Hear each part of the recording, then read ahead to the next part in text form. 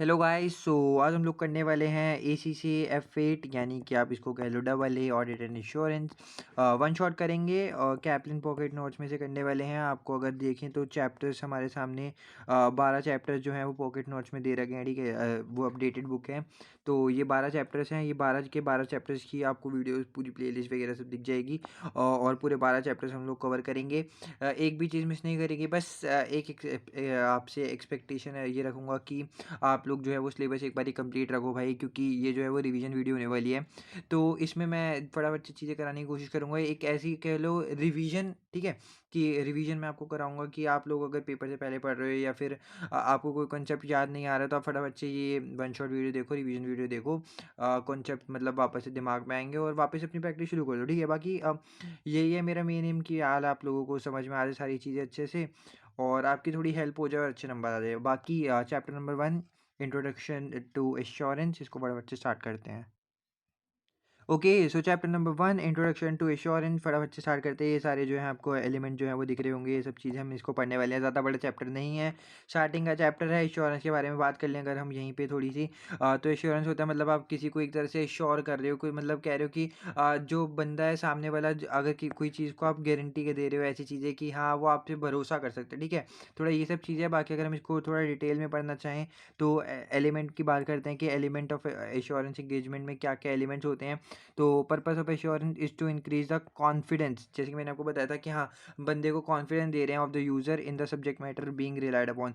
Subject matter वो कोई भी हो सकता है। अब हम ऑडिट पढ़ रहे हैं तो हमारे में क्या होगा, सब्जेक्ट मैटर में फाइनेंशियल स्टेटमेंट्स ही होंगी, उनको चेक करना होगा और ये देखना पड़ेगा कि जैसे कि क्या होता है कंपनी में, अगर आपको देखो तो शेयर होल्डर्स होते हैं। ठीक है, ये हो गए शेयर होल्डर्स। एक होते हैं डायरेक्टर्स जो कि कंपनीज को एक्चुअली रन करते हैं, सारा काम हम संभालते हैं। शेयर होल्डर्स में पैसा लगाते हैं। ठीक है, तो शेयर होल्डर्स जो डायरेक्टर को लगाते हैं, तो फिर शेयर होल्डर्स चाहते हैं कि हमारी कंपनी जो है वो सारी प्रॉपर मेंटेन हो, और क्योंकि अब सब चीज़ें तो डायरेक्टर संभाल रहे हैं, अब शेयर होल्डर को इतना पता नहीं।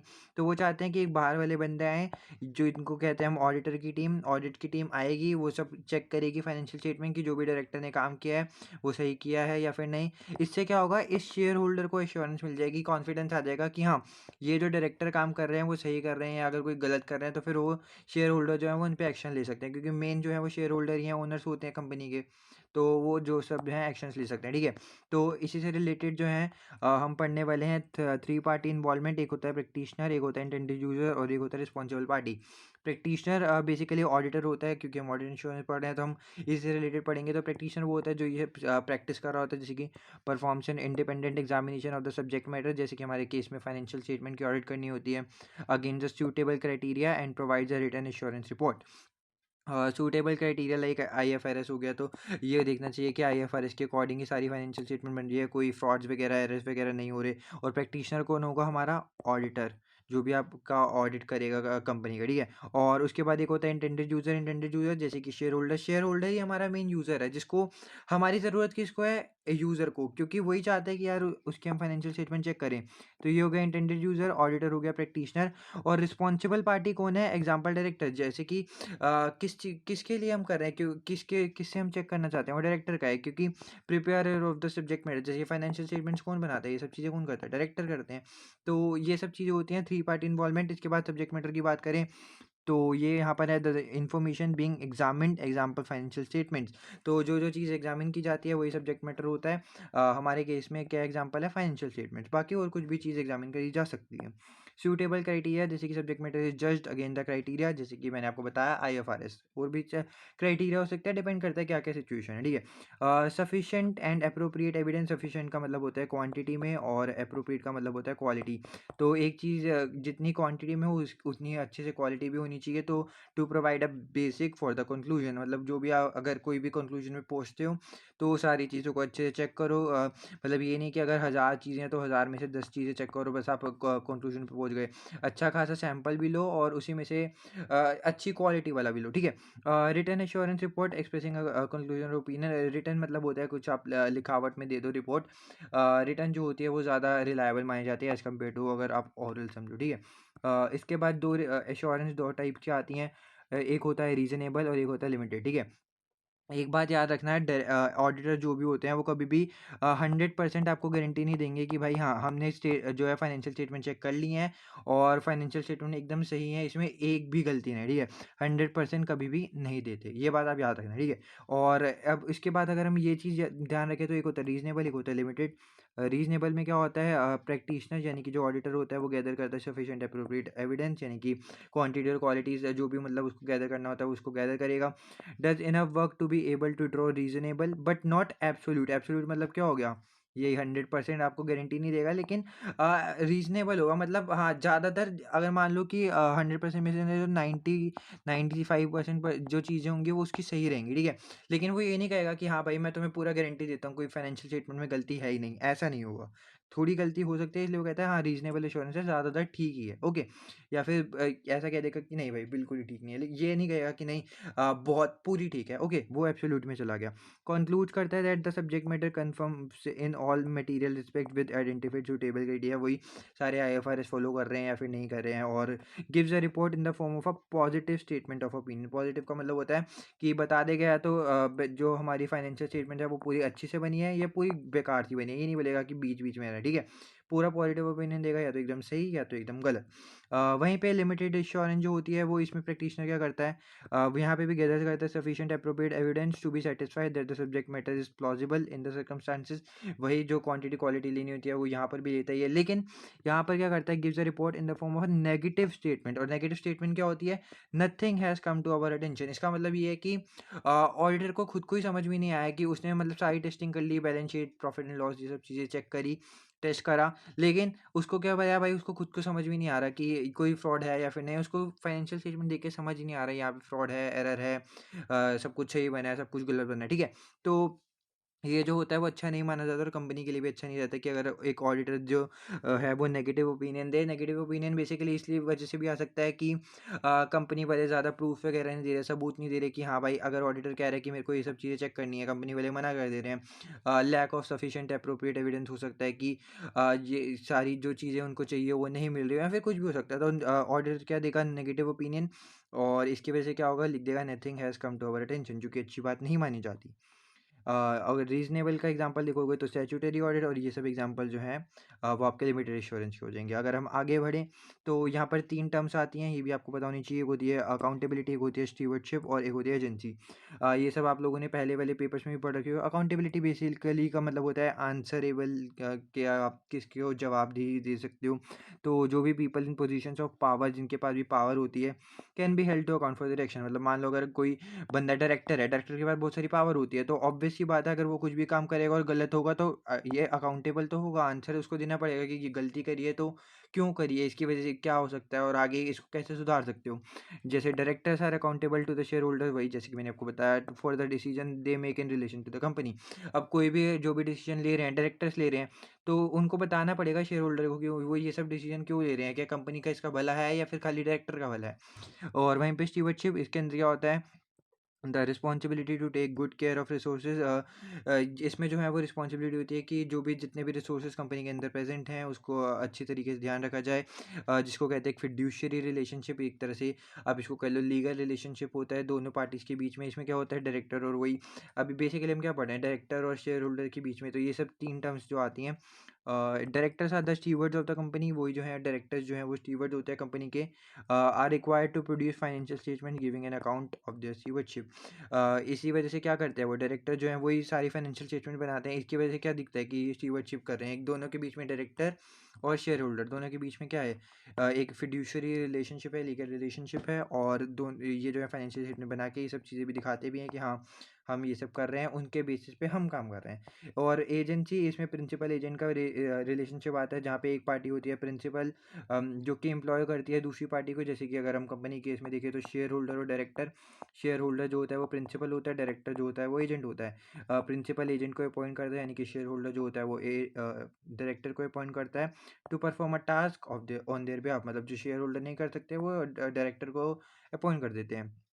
डायरेक्टर्स आर द एजेंट और external auditors are the agents of the shareholders. और हाँ, जो भी हम बाहर के लोग अगर हम ऑडिटर बुला रहे हैं कुछ फाइनेंशियल स्टेटमेंट चेक कराने के लिए, तो वो शेयर होल्डर्स क्या हो गए, शेयर होल्डर्स के हम एजेंट ही हो गए। तो अगर ऑडिटर हैं तो वो भी शेयर होल्डर के क्या हुए, एजेंट, ठीक है? तो ये यहाँ पे भी प्रिंसिपल एजेंट का रिलेशनशिप आ गया। इसके बाद अगर हम ये पढ़ें, company management are required to produce financial statements giving an account of their stewardship of the company at regular intervals, मतलब ये सब आपको डिस्क्लोजर वगैरह देना पड़ता है। But there is a need for some kind of independent validation of the financial statements. The independent auditor, मतलब कोई बीच में इंडिपेंडेंट भी होना चाहिए, ये नहीं कि एक दूसरे को जान पहचानने वाले लोग ही सारे एक दूसरे के बारे में बात कर रहे हैं और वही सारी चीज़ें जो हैं वो आगे बढ़ा रहे हैं, ठीक है? इंडिपेंडेंट ऑडिटर होना चाहिए। अगर हम उसके बाद आगे चलें तो बेनिफिट्स और लिमिटेशंस पढ़ लेते हैं ऑडिट के। मैं आपको कहूँगा कि इसमें बहुत सारे जो है नॉलेज बेस्ड ये सब चीज़ें होती हैं। कुछ कुछ क्वेश्चन जो होते हैं वो आपको थोड़ा एक टाइप से रट्टा मारना पड़ता है। अगर टू बी ऑनेस्ट मैं आपको बताऊँ कि आपको अगर एकदम से बोले बेनिफिट और लिमिटेशंस क्या हैं, तो आपको बस एक न्यूमेरिक याद रखना है जिसका होता है हायर्ड, ठीक है? अब याद रखोगे तो अच्छी बात है, वरना अपने आप से लिख देना, ठीक है? और बाकी आपको मेन पॉइंट पता होना चाहिए, बाकी आप एक्सप्लेन तो कर ही सकते हो, बचपन से करते आ रहे हो। ठीक है? तो हायर्ड में क्या आएगा, एच से होता है helps improve quality of information. Benefit क्या होगा भाई, देखो अगर आप ऑडिट करोगे तो क्या होगा, जितनी भी इन्फॉर्मेशन है उसकी क्वालिटी की वो इन्हेंस ही होने वाली है, क्योंकि आप ऑडिट कर रहे हो, सब चीज़ें चेक कर रहे हो, तो क्वालिटी बढ़ेगी। इंडिपेंडेंट स्क्रूटिनी आएगी। इंडिपेंडेंट स्क्रूटिनी का मतलब होता है कि जितनी भी चीज़ें चेक हो रही हैं वो अच्छे से चेक होंगी। अब बाहर वाला बंदा आके तुम्हारी कोई चीज़ चेक करेगा तो वो तो न्यूट्रल होके देखेगा ना भाई, बताएगा कि तुम्हारी चीज़ें सही हैं या फिर गलत हैं, और फिर तुम्हें बताएगा कि कैसे सुधार कर सकते हो। Reduces risk of management bias fraud and error, मतलब मैनेजमेंट सोचे कि भाई ये हमारे दोस्त हैं, रिलेटिव फ्रेंड्स वगैरह हैं, तो इनको ज़्यादा वेजेस वगैरह देते हैं, बाकियों को कम दे देंगे, या फिर कुछ भी हो सकता है मैनेजमेंट बायसमेंट के अंदर, तो वो उसको रिड्यूस करेगा। Enhances credibility of financial statement, obvious सी बात है, अगर फाइनेंशियल स्टेटमेंट चेक करेगा तो उसकी क्रेडिबिलिटी बढ़ेगी, क्योंकि बाहर वाले बंदे आके चेक कर रहे हैं। Deficiencies in internal controls highlighted, मतलब कंपनी में जो भी कंट्रोल्स होते हैं, अभी आगे वाले चैप्टर में इंटरनल कंट्रोल हैं सारे, तो वो सब पढ़ेंगे हम। तो जो भी अगर एक कंपनी का कंट्रोल्स है, जो देख सकते हैं कि क्या डिज़ाइन अच्छे से हो रहा है, इम्प्लीमेंट अच्छे से हो रहा है, कंपनी ने जो सोच रखा है वैसा इम्प्लीमेंटेशन हुआ भी है या फिर नहीं हुआ, तो वो आप डेफिशिएंसी भी हाईलाइट कर सकते हो। तो ये हायर्ड है और ये सब आपको याद रखिएगा बेनिफिट्स ऑफ ऑडिट के लिए। लिमिटेशंस के लिए वहीं पे आप फायर्ड कर सकते हो, ठीक है? हायर्ड और फायर्ड, लिमिटेशन बेनिफिट और लिमिटेशन, ठीक है? तो इसमें क्या आएगा, financial statement include subjective estimates and judgements. तो भाई देखो अब ये लिमिटेशंस क्या ही बोलेंगे, फाइनेंशियल स्टेटमेंट में आपको पता है प्रोविजंस आता है, प्रोविजन फॉर डाउटफुल डेटा आता है, ये सब चीज़ें आती हैं, ठीक है? प्रोविजन हो गया और बहुत सारी चीज़ें होती हैं, हम एस्टिमेट करके लगते हैं, तो ये एक तरह की लिमिटेशन होगी, क्योंकि एस्टिमेट जो है हम कभी भी एग्जैक्ट नहीं कर सकते, तो वो प्रिडिक्ट ही करना पड़ता है, एक टाइप की लिमिटेशन है।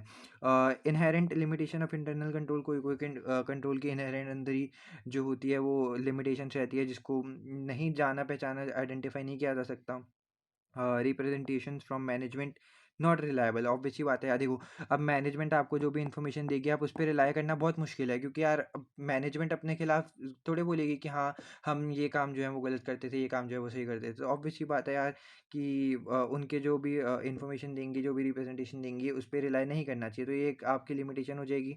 क्या पता कोई ऐसा केस आ जाए कि आपको इसके अलावा कोई चांस ही ना बचे कि मैनेजमेंट पे ही विश्वास करना पड़े, ऑडिट में दिक्कत आ सकती है, ठीक है? Evidence is persuasive not conclusive, persuasive होता है, कंक्लूसिव नहीं होता। कोई भी एविडेंस ऐसा नहीं आएगा कि आप उसको जाके कंक्लूजन दे दो, हमेशा परसुएसिव रहना पड़ता है। Do not test all transactions only a sample, ये बात याद रखनी होगी कि ऑडिटर कभी भी 100% जो है वो चीज़ें चेक नहीं करता है।